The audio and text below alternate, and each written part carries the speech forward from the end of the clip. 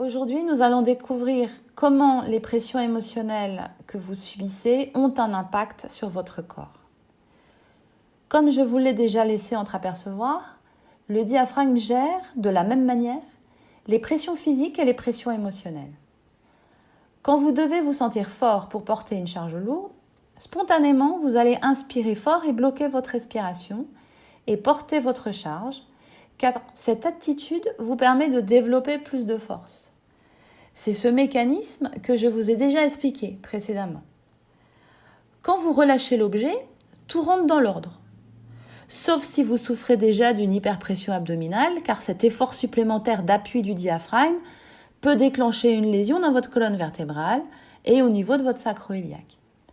L'excédent de pression déborde les capacités du corps à compenser, et cette pression excédentaire génère une lésion qui déclenche une forte douleur qui dure dans le temps, même si vous n'avez porté l'objet que quelques secondes. C'est l'histoire du lumbago du déménageur du dimanche. Lorsque vous avez besoin de fournir un surcroît de travail au bureau ou de gérer les ennuis que vous avez dans votre vie privée, que votre mental est en permanence en train de ruminer sur des choses négatives ou que vous êtes fatigué, mais qu'il faut quand même avancer, vous avez aussi besoin de vous sentir fort. Inconsciemment, votre diaphragme va prendre la même position en blocage inspiratoire. Il va se crisper. C'est ce qui donne l'expression populaire que l'on applique aux gens stressés. Ils ont la tête dans le guidon.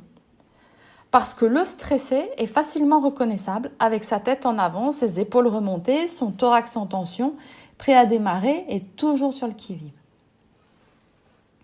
En revanche, quand vous avez besoin de vous faire tout petit, si vous doutez de vous, que vous n'osez pas, que vous avez peur de déranger, que vous avez peur de prendre votre place, de vous affirmer, le diaphragme va au contraire chercher à se faire aérien. L'inspiration sera courte et jamais à plein poumon. Cela va inconsciemment créer un blocage diaphragmatique expiratoire. En fonction des blocages émotionnels et de la vie de chacun, il est fréquent de retrouver des blocages en inspiration et en expiration. Leur course diaphragmatique est alors très courte. Leur capacité respiratoire est faible. Les poumons ne sont pas assez ventilés, ce qui peut faciliter l'apparition d'infections et de pathologies pulmonaires. Tout asthmatique, tout insuffisant respiratoire souffrant de dyspnée devrait pouvoir bénéficier d'un travail de libération de sa suspension hydropneumatique et d'un accompagnement lui permettant de prendre en charge par lui-même ses émotions plutôt qu'il soit obligé de laisser son corps les gérer. C'est pour cela que le psychologique peut réellement faire mal au corps. Et réciproquement, un corps équilibré et entraîné peut réellement faire du bien au psychologique. J'enrage quand je vois arriver des patients abattus psychologiquement parce qu'on leur a dit qu'il n'y avait plus rien à faire pour les aider. C'est dommage aussi que certains patients qui ressentent inconsciemment que leur état corporel est en lien avec leur psychologie se tournent vers des thérapeutes pour obtenir des explications et se retrouvent rabroués et même moqués. Ils repartent déçus, sans solution et frustrés, tout en sachant au fond d'eux qu'une solution existe, mais sans savoir vers qui se tourner pour y avoir accès. Quand vous avez besoin de vous sentir fort pendant longtemps, parce que c'est difficile autour de vous, parce que vous avez une psychologie qui vous pousse à être dur envers vous-même, parce que votre travail vous demande beaucoup physiquement ou psychologiquement, votre corps va vous aider. Il va tout vous donner pour que vous puissiez vous en sortir et continuer à lutter. Mais comme nous en avons déjà parlé, cela aura un prix très cher à payer. Pour vous donner son maximum, il sera obligé de créer une horizontalisation de l'estomac. Vous aurez plus tendance à avoir des irritations et une augmentation des sécrétions acides. Votre digestion sera beaucoup plus lente. Vous pourrez avoir une sensation de boule au ventre. Vous augmenterez le risque d'apparition d'hernie inguinale ou ombilicale. Vous pourrez présenter de plus en plus souvent des douleurs abdominales. Vos circulations veineuses et lymphatiques seront ralenties avec l'apparition de jambes lourdes, de varices et autres petites veines disgracieuses, les télangiectasies. Les douleurs dans le bas du dos seront également plus marquées, ainsi que dans le bassin et dans le côté des hanches. Parfois, vous penserez même que c'est une sciatique, mais ce n'est pas le cas.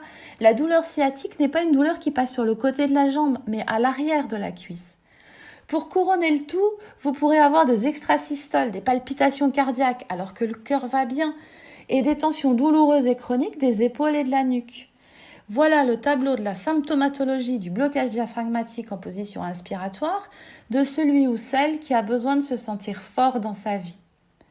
Quand vous ressentez cela, vous allez consulter. Et en général, la réponse oscille entre c'est le stress ou c'est l'âge. Vous repartez avec des antiacides, des anti-inflammatoires, un médicament pour dormir et des bas de contention. Parfois une prise de sang à faire et un rendez-vous chez le cardiologue. Et comme rien de tout ça ne pourra débloquer votre diaphragme, vous serez obligé d'ingurgiter ce cocktail pendant longtemps. Et pendant tout ce temps qui passe, votre corps est en train de vous donner son maximum, quitte à se détruire pour que vous puissiez continuer à vous sentir plus fort.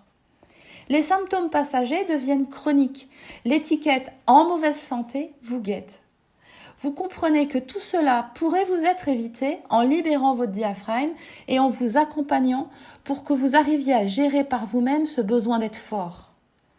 Dans le tableau de la symptomatologie des gens qui veulent se faire petits, c'est-à-dire du blocage expiratoire, on retrouve des douleurs et une sensation de poids dans l'estomac après avoir avalé quelques bouchées. Ces personnes ont faim, mais elles mangent quelques bouchées puis plus rien ne passe. Elles ont également régulièrement des crampes d'estomac. Elles développent des douleurs sur le devant du thorax et des douleurs dans le haut du dos et entre les omoplates. Si cette vidéo vous a plu, n'oubliez pas de liker et abonnez-vous à ma chaîne pour connaître la suite. À très bientôt pour une nouvelle vidéo où vous verrez que votre corps vous veut toujours en sécurité.